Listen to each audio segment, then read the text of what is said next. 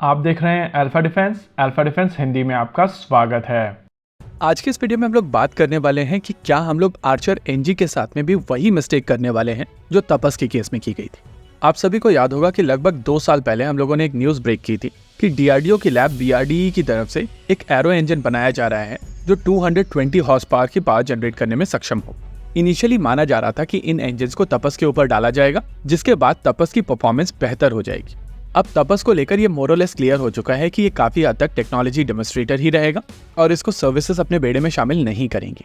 Meanwhile एक all together नया drone बनाया जा रहा है जिसका नाम है आर्चर एनजी और ये single engine twin boom configuration वाला यूएवी होने वाला है। ये एक छोटा, हल्का और आर्म प्लेटफॉर्म होगा, लेकिन इसको लेकर कहा जा रहा है कि इस सिस्टम के ऊपर ये वीआरडीई का 220 हॉर्स पावर वाला इंजन डाला जाएगा, यानी कि यूएवी 2 कॉन्फ़िगरेशन में अवेलेबल होगा। एक रोटैक्स या ऑस्ट्रो के इंजन के साथ में जो लगभग तपस जैसी कैपेबिलिटीज आपको ऑफर करेगा, और दूसरा वीआरडीई के इंजन के साथ में जो कंपैरेटिवली ज्यादा एल्टीट्यूड पर जाने में सक्षम होगा। पहले तो मैं यहाँ पर एक चीज क्लियर कर देता हूँ कि ये रिपोर्ट्स डीआरडीओ की ऑफिशियल रिपोर्ट्स नहीं है, लेकिन सोशल मीडिया के ऊपर इनको शेयर किया जा रहा है। ऐसे में चांसेस है कि ये रिपोर्ट्स पूरी तरीके से सही ना हो, लेकिन अगर हम लोग इनको सच मानकर चलें तो आपको यहाँ पर कई चीजें एनालाइज करनी पड़ेंगी। देखिए, इनिशियली जब वेणुगोपाल सर एडीई आए थे तो उनकी तरफ से भारत को एक ड्रोन रोड मैप दिया गया था।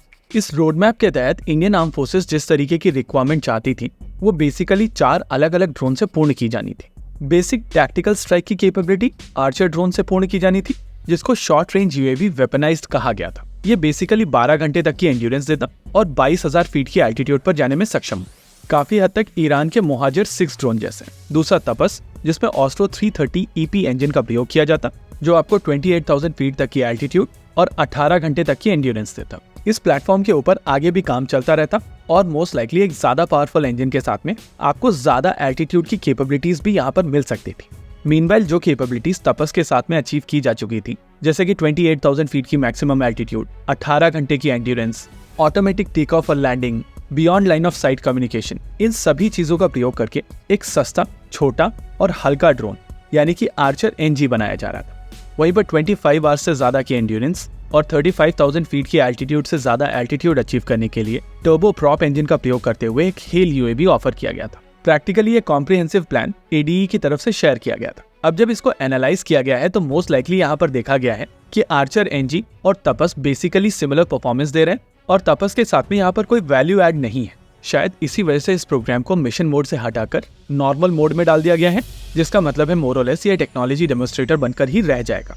हालांकि अगर डीआरडीओ चाहे तो अपने इंटरनल फंड्स का प्रयोग करते हुए 220 हॉर्स पावर वाले इंजन को इसके साथ में इंटीग्रेट करके इसकी परफॉर्मेंस वैलिडेट करें, लेकिन ये जो दूसरी अपडेट्स निकल कर आ रही हैं कि आर्चर एनजी के साथ में भी ये 220 हॉर्स पावर वाला इंजन इंटीग्रेट किया जाएगा और ये डुअल इंजन कॉन्फ़िगरेशन में इंडियन आर्म फोर्सेस को ऑफर किया जाएगा, यानी कि कुछ सिस्टम्स के ऊपर ऑस्ट्रो का इंजन और कुछ सिस्टम के ऊपर वीआरडीई वाला इंजन। तो मेरा मानना है कि ऐसी सिचुएशन में हम लोग फिर से उसी ट्रैप में जाकर फंसेंगे जहां पर तपस को हम लोगों ने फंसाया था। देखिए, अगर रिक्वायरमेंट एल्टीट्यूड है तो टर्बो प्रॉप इंजन के साथ में जाना चाहिए, और अगर रिक्वायरमेंट कॉस्ट है तो हम लोगों को रियलिस्टिक एक्सपेक्टेशन रखनी चाहिए।